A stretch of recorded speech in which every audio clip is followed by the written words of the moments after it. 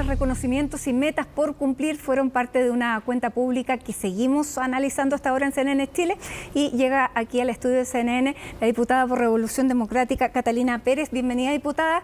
Muchas gracias. Viene directo de Valparaíso. Directo de Valparaíso. ¿Qué le pareció? Aparte de larga.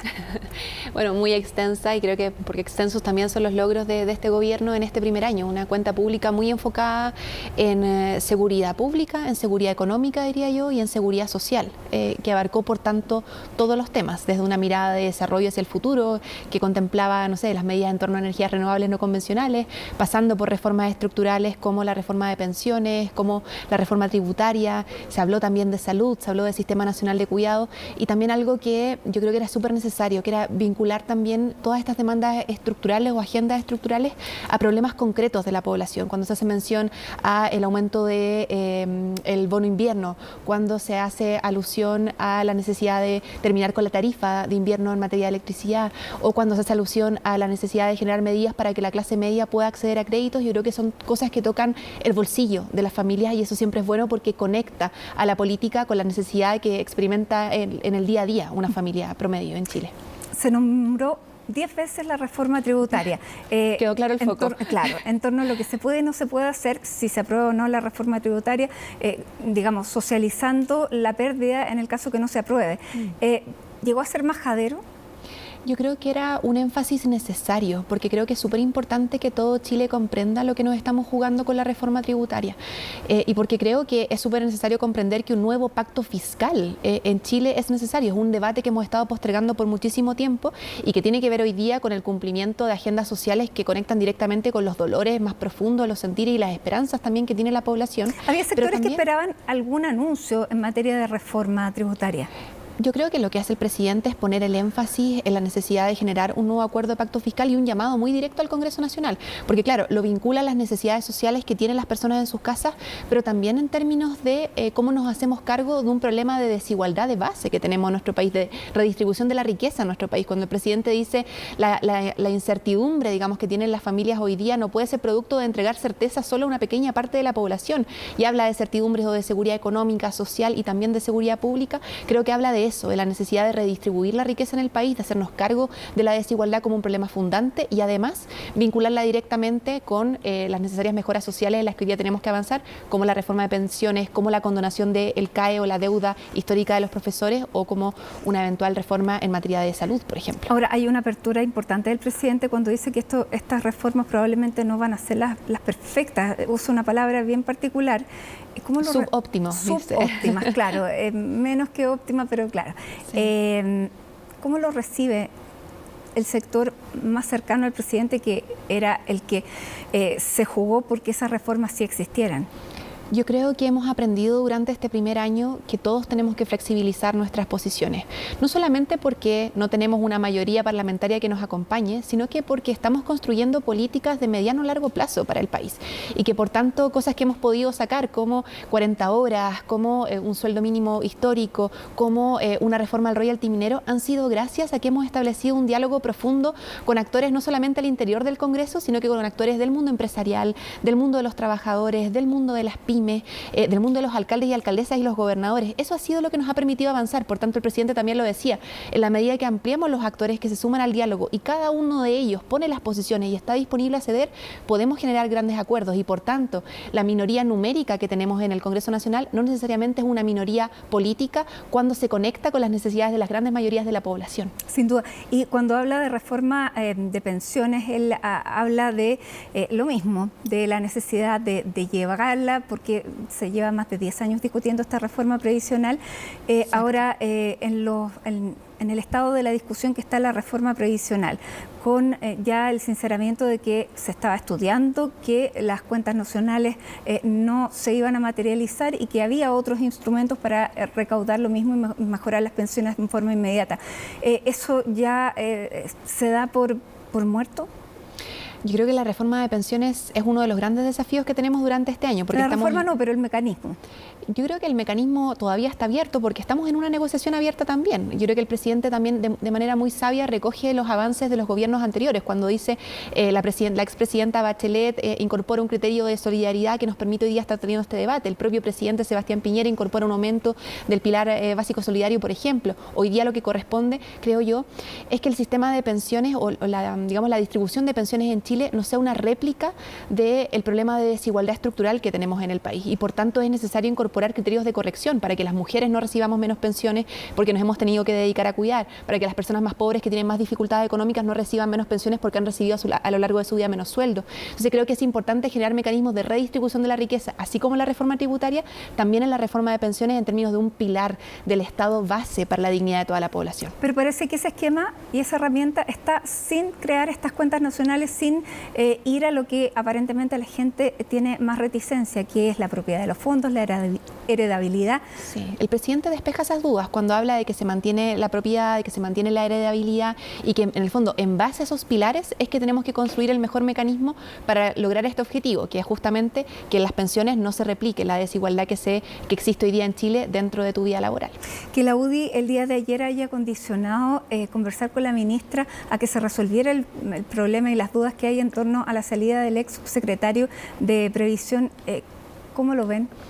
Eso a mí debo confesar que es algo que me molesta muchísimo, porque creo que nadie puede condicionar el diálogo político en ninguna materia a un debate específico, ni menos considerar que un ministro de Estado no es un interlocutor válido para tener un debate tan importante como el de reforma de pensiones. Creo que no obedece al espíritu que debiésemos tener y que el presidente también nos convoca hoy día a tener en medio de esta cuenta pública que habla de un tono muy conciliador, de una búsqueda de rescate incluso de los valores democráticos en términos de los 50 años del golpe de Estado, pero también respondiendo al mal clima de diálogo que ha existido dentro del Congreso Nacional, que yo creo que es importante reivindicar como una tarea no solamente del oficialismo, del presidente de la República, sino que de todo el Congreso Nacional, de todos quienes creemos en la democracia como un mecanismo para entregarle respuestas a la gente. Y bueno, para el eso diputado yo creo que hay que habla subir la altura del de la debate. maldad de la ministra Jara.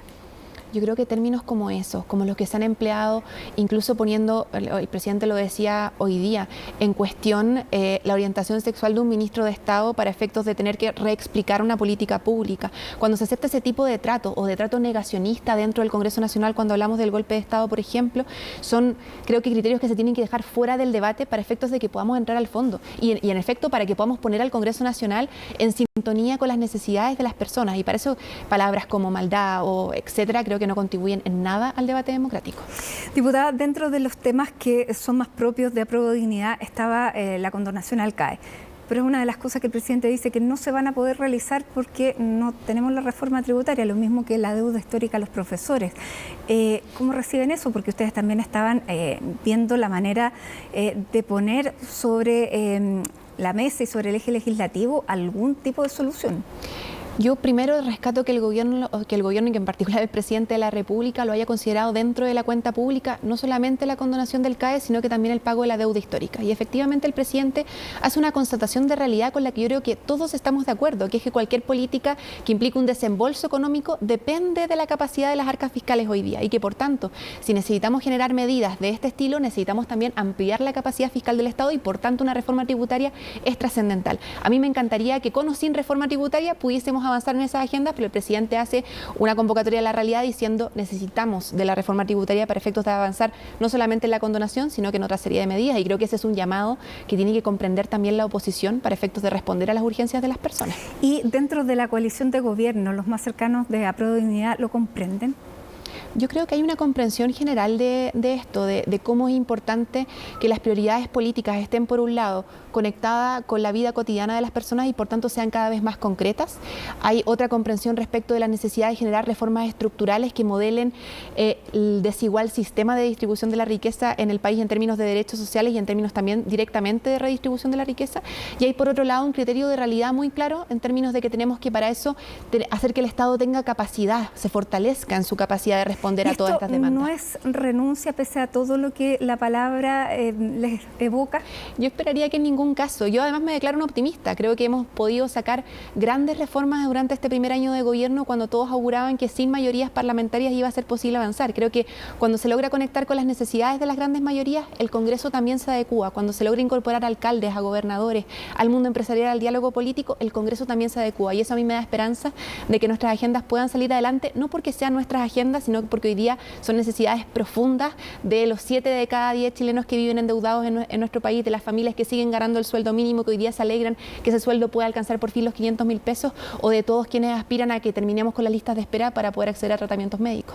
Diputada, llamó la atención también el tono del presidente y de algunos conceptos, por ejemplo, y de algunos anuncios, la demolición de los mausoleos narcos. Se había dicho de lo que estaba haciendo el alcalde Carter, que era efectista, que él había propuesto las casas y también los mausoleos, estas estructuras que son más bien para rendir tributo al narcotráfico. Eso por una parte. Después ya no se habló nunca más del Gualmapu, sino que de la macrozona. Plaza Dignidad nunca más se mencionó, es Plaza Italia o Plaza Baquedano. ¿Qué indican esas palabras? Yo creo que primero ponen en cuestión un debate de Estado, ponen en cuestión que las formas no nos impidan avanzar en el fondo de las soluciones.